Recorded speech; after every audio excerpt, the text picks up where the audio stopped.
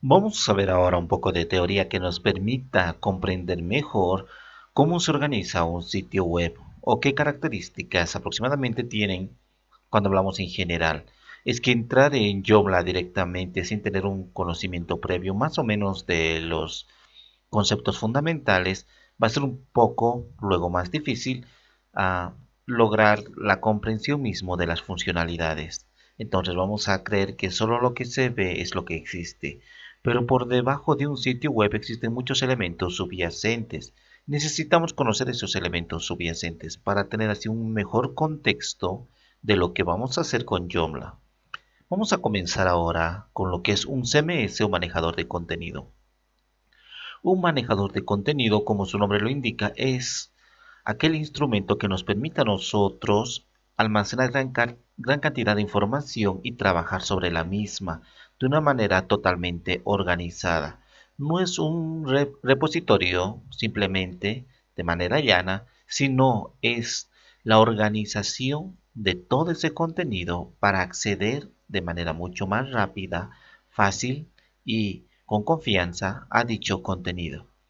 Por ejemplo, entre los manejadores de contenidos está, especialmente contenidos web, está WordPress, Joomla y Drupal. Principalmente para un contenido en general y bien abstracto, por ejemplo, está WordPress, en este caso WordPress, Joomla y Drupal. WordPress nos permite hacer sitios web y generalmente separar lo que sería la apariencia del contenido, al igual que Joomla. Por una parte podemos poner todo el contenido y dejarlo listo y luego la apariencia recién organizar en base al contenido que tenemos. Drupal también es similar a Joomla y WordPress. Esa es su finalidad de manejar grandes cantidades de contenido y de información y ponerlo en la web sin necesidad de tener que programar, nosotros hacerlo desde cero y todo ello. Porque si queremos hacer un sitio desde cero, sin necesidad de utilizar WordPress, Joomla o Drupal, o sea, un manejador de contenido, nos podría tardar, por ejemplo, unos 2 o 3 meses hacerlo totalmente desde cero y programándolo en PHP, JavaScript, al igual que SQL, utilizando cualquiera como MySQL e incluso HTML, lógicamente, porque es la base, y CSS o HTML5 y CSS3. Entonces podemos utilizar muchas cosas, muchas tecnologías y el trabajo se puede hacer sumamente pesado y aún así vamos a tener muchas limitaciones, pero gracias a un manejador de contenido, prácticamente lo podemos hacer en una semana todo un sitio web y no así en 3 meses, porque toda la base estructural, toda la base fundamental que va a generar páginas automáticamente en PHP y todo ello son los manejadores de contenido. Y nos va a permitir también tener organizado todo nuestro contenido listo para ponerlo de alguna manera. No solamente existe un manejador de contenidos abstractos, o sea, relativamente ambiguos. Significa que cualquier tipo de contenido lo podríamos insertar en WordPress, como textos, imágenes, fotografías, recursos multimedia, audios, cualquier recurso comprimido, Word, Excel, lo que sea, se puede tener, almacenarlo y ponerlo a disposición en el sitio web. Sino también existen más o menos especializados, CMS especializados, según el área que le compete. Por ejemplo, tenemos PrestaShop, Magento y otros más como OsCommerce. Entonces, esos tres principalmente, PrestaShop, Magento y OsCommerce, nos permiten trabajar exclusivamente con lo que es comercio online. Acá no está anotado, solamente está anotado 2 veces PrestaShop, pero OsCommerce también es bastante completo, lo cual nosotros podemos almacenar información, gran cantidad de información relacionado a productos o servicios o aquello que queramos vender. Entonces, tenemos así hay unos CMS más especializados exclusivamente en un área. Al igual que en el caso de e-learning, o sea, aprendizaje online, tenemos Moodle, Claroline y Chamilo. Principalmente los tres son los que pisan más fuerte, aunque hay muchísimos de la primera categoría como WordPress o Joomla, tenemos una gran cantidad, pero estos son los más fuertes, los más consolidados, que tienen una comunidad bastante grande y detrás de ellos están apoyados por los mismos desarrolladores que lo han creado. Entonces, tenemos fuertes razones para utilizar según nuestras necesidades. Entonces va a depender de lo que queramos hacer, pero para sitios web estándar tenemos Joomla en la primera categoría. Luego tenemos que ver los requisitos para un sitio web no son cualquier cosa, o sea, para hacer un sitio web no solamente tenemos que hacer una página HTML y eso es todo, sino que cuando encontremos un sitio web, cualquier sitio web, siempre está por debajo tres elementos importantes: el hosting, el dominio y su estructura misma.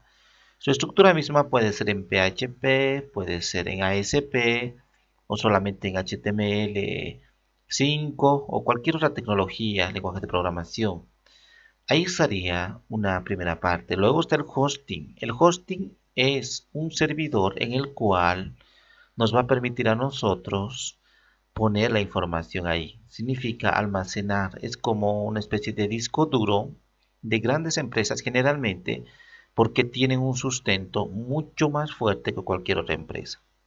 Entonces, son servidores, gran cantidad de servidores, y donde almacenan información y manejan la última tecnología en cuanto a hardware y también en cuanto a software, aunque generalmente en software estamos hablando de Linux, que es el que predomina, pero en hardware, por ejemplo, ya nos escatima prácticamente la cantidad de recursos, como generalmente lo hacemos en computadoras de hogar. Por ejemplo, en computadoras de hogar, en computadoras de escritorio, tenemos muchas limitaciones. Por ejemplo, podemos utilizar un procesador, un Intel, un i5, i3, hasta un i7, y actualmente está saliendo el i9, pero tenemos un solo procesador y tenemos una memoria RAM limitada, como por ejemplo podemos poner tan solo hasta 32 gigas de RAM,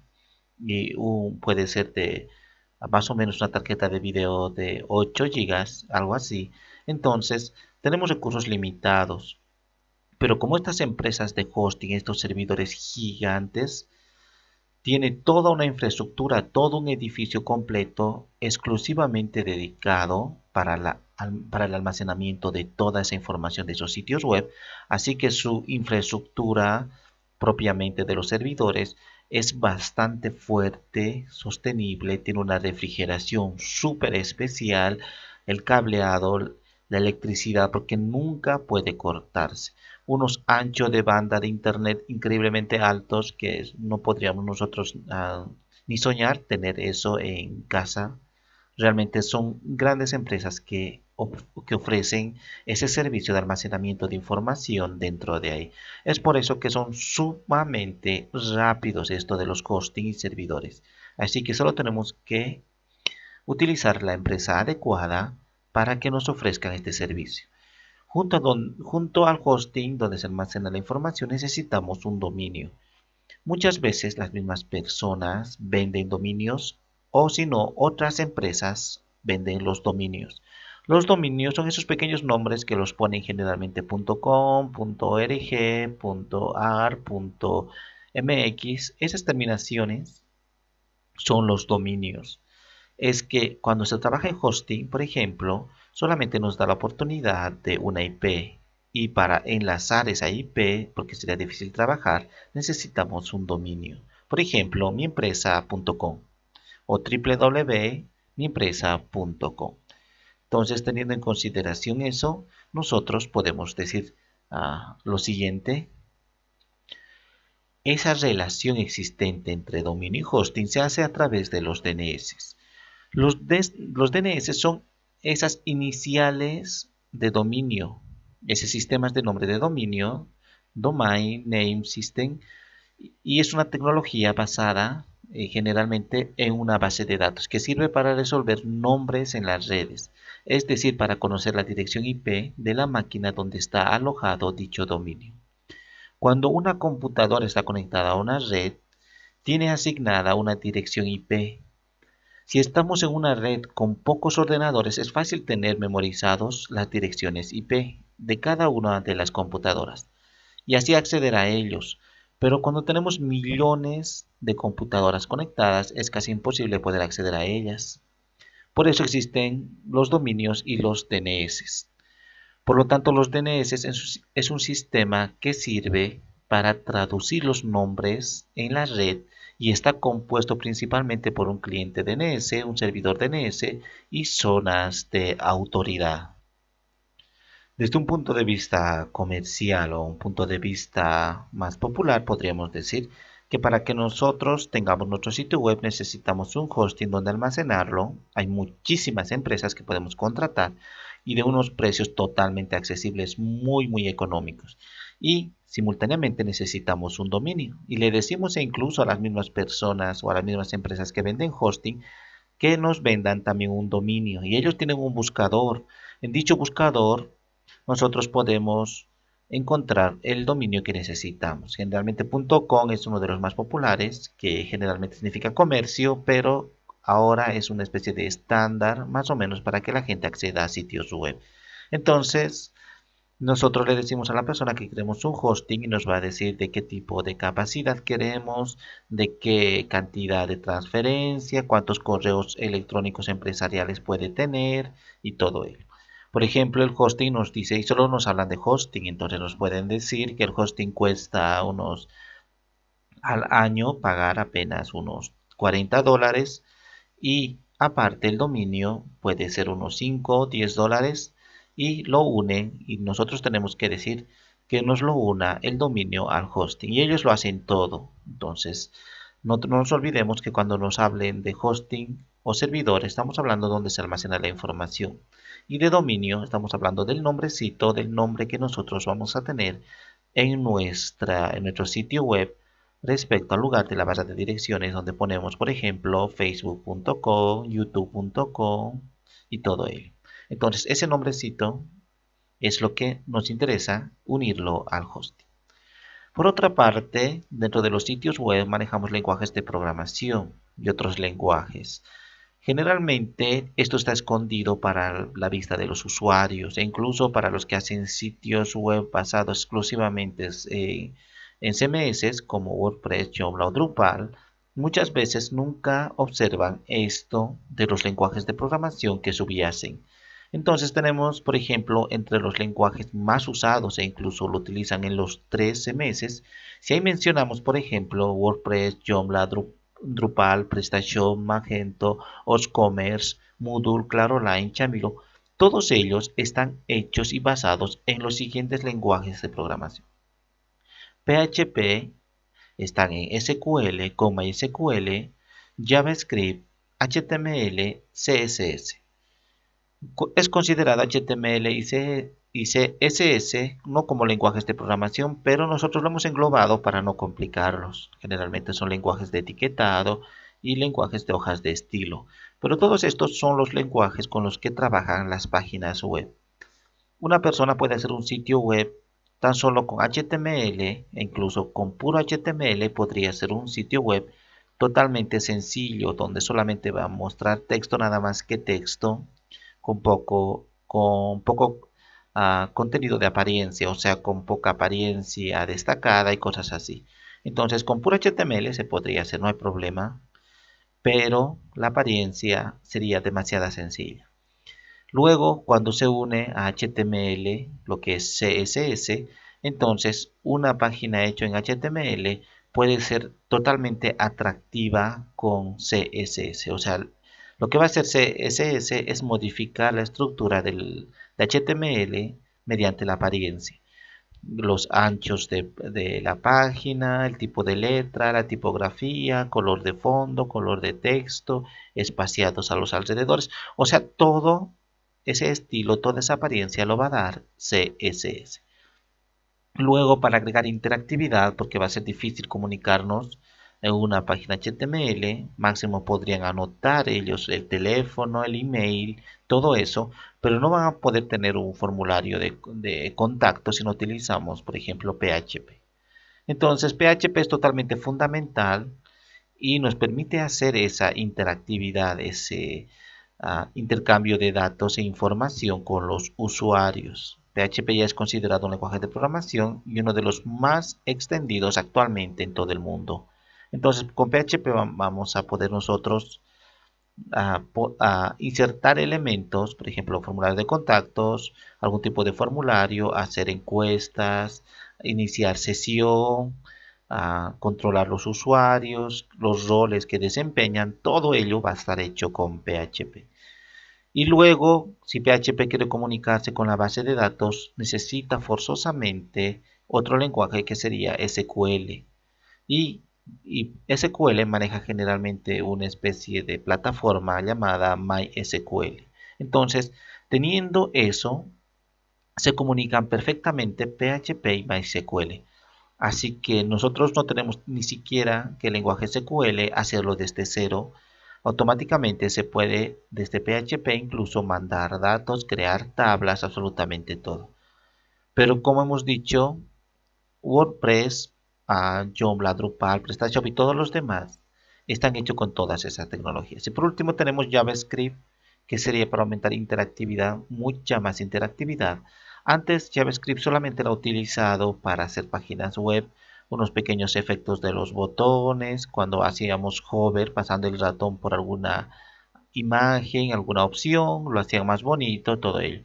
Pero actualmente JavaScript es como el lenguaje que está predominando, e incluso mucho más que PHP porque tiene otra funcionalidad, para que en gran parte de las empresas y tecnologías, por ejemplo, las grandes empresas como Google, Facebook, Twitter, YouTube, todos ellos utilizan para manejar ya gran parte de la información de otra manera, mucho más allá de los efectos, de las animaciones, entonces de las validaciones e incluso con JavaScript se puede hacer actualmente realmente cosas maravillosas, e incluso juegos, múltiples cosas gracias al Canvas de HTML5. Entonces, realmente JavaScript ya ha dejado de ser algo tan pequeñito y tan trivial como el manejo de efectos de los botones o algo así en páginas web.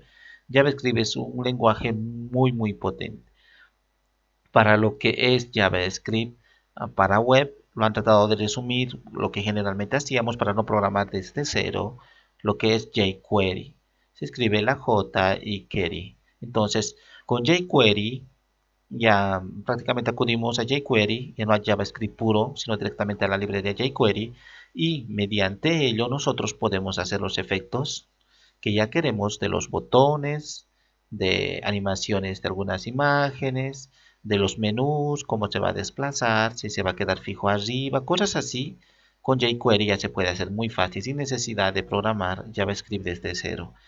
Entonces, teniendo en cuenta estos lenguajes, ahora podemos decir que Joomla, que es en el cual nos estamos basando y centralizando, utiliza todos estos por debajo y lo genera automáticamente. O sea, y ninguno de estos lenguajes yo ni siquiera tengo que tocar los HTML, CSS, PHP, SQL, JavaScript. Nada de esos no tengo que tocarlo. Lo va a hacer automáticamente por mí a Joomla, él internamente. Es por eso el poder y el potencial que tiene Joomla, porque si yo quisiese hacer y utilizar todos esos dos lenguajes de programación, me tardaría muchísimo tiempo. Con Joomla, en unos cuantos días podríamos hacer realmente maravillas sin escribir absolutamente ni una línea de código. Luego tenemos más abajo, en los conceptos que estamos analizando, un framework. Un framework es más o menos una librería. Por ejemplo, podríamos decir, ah, muy bien, utilizando una sentencia ah, como se podría decir en lenguaje de programación, más o menos, nosotros vamos a manejar múltiples variables, múltiples elementos, cadenas, enlaces. Vamos a utilizar una serie de cosas, de lenguajes para poder hacer una acción. Lo ponemos así en un lenguaje popular, lo podríamos decir. Por ejemplo, si yo quiero hacer con JavaScript una animación de un menú, me tomaría un día entero, por así decirlo, simplemente a manera de ejemplo, un día entero y aproximadamente llenaría unas 10 páginas, así de manera ejemplificada, ¿no? Para tener una mejor ilustración de lo que estamos diciendo. Entonces, un día entero y 10 páginas. Así me tomaría con JavaScript. Pero con jQuery, como ya está hecho ese menú y miles de menús más, Lo único que tengo que hacer es llamar nada más a esa función. Simplemente lo llamo con un código, ni siquiera voy a escribir 10 hojas, sino una simple línea, 2 o 3 líneas. Lo escribo, inmediatamente él lo va a llamar a la librería JavaScript en jQuery, por ejemplo, y me lo va a hacer toda la acción y no habré tardado más de 5 minutos, si ya conozco bien JavaScript y jQuery. En menos de 5 minutos podría hacer algo que me hubiera demorado un día y 10 hojas. Entonces, eso es un framework, es una especie de librería donde tenemos almacenado ya todo lo que está hecho. Nosotros ya no tenemos que hacer nada, solo llamar nada más a funciones. En otras palabras, por ejemplo, para Bootstrap, que es el que utiliza o ha desarrollado principalmente Twitter, si yo quiero hacer un menú responsivo, por ejemplo, totalmente responsivo, o sea, adaptable para, generalmente responsive se llama cuando es un sitio web adaptable para todo tipo de dispositivos o pantallas, por ejemplo, computadora de escritorio, una, una computadora portátil, puede ser una tablet, smartphone, celular o cualquier cosa, se tiene que ir adaptando perfectamente el sitio web a las pantallas. No puede quedar espacios, no puede quedar elementos sueltos, no tenemos que hacer scroll, absolutamente nada de eso. Tiene que estar perfecto en todos los dispositivos y que se va a ver adecuadamente. Entonces, por ejemplo, si yo quisiese hacer un menú responsivo, tuviera que utilizar HTML y muchísimo CSS, varias líneas de código, digamos así unas 20 o 30 líneas de código para que sea totalmente estético, rápido, cómodo, fácil, agradable, todo eso. Pero con Bootstrap yo pongo 2 o 3 líneas y ya está todo el menú. No tengo que hacer absolutamente nada, solamente poner. Entonces los frameworks se trata de eso, de darnos ya facilidades increíbles, todo programado y ya está, y simplemente llamamos por el nombre y ya está. Y nos lo va a hacer automáticamente por nosotros. Entonces, un CMS sería una especie de framework. Son cosas relativamente distintas, pero conceptualmente, o sea, de manera similar, el funcionamiento significa de manera igual, podríamos nosotros hacer sin mucho trabajo.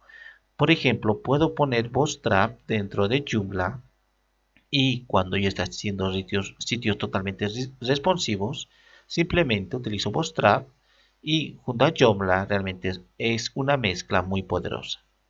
Luego tenemos otro concepto que serían los navegadores web. Los navegadores web son aquellos que nos permiten acceder a las páginas web. Por ejemplo, el más utilizado en la actualidad es Google Chrome por la rapidez que nos ofrece. Luego tenemos a Microsoft Edge, que es la renovación de Internet Explorer. Internet Explorer ha tenido mucha fama, pero se ha hecho luego de mala fama porque en primera instancia venía ya instalado y nos obligaba a utilizar, ya venía instalado dentro de los sistemas operativos como Windows. Entonces, como Windows era el sistema operativo más utilizado en el mundo, por lo tanto, también su Internet Explorer ha sido el más utilizado y ha tenido gran cuota de mercado. Pero resulta que era totalmente inadecuado e incluso muy muy inseguro. Los mismos de la Microsoft lo han aceptado, por lo tanto, cada vez tenían muchísimas falencias. Y para los que hacían sitios web era realmente un dolor de cabeza. Lo pongamos de esta manera. Hacía y programaba un solo sitio web, por ejemplo, una persona lo programaba un solo sitio web, hacía todo el sitio web para Chrome, para Opera, Safari, Firefox y la infinidad de navegadores existentes, y en todos funcionaba adecuadamente y de manera perfecta, tal cual lo hacíamos. Pero con Internet Explorer los elementos se salían a un costado, la letra no respondía, las tipografías no eran llamadas adecuadamente, no tenía JavaScript, tenía problemas con Flash. Realmente era un dolor de cabeza. Entonces teníamos que hacer 2 sitios web totalmente diferentes. Uno para todos los navegadores y otro para Internet Explorer.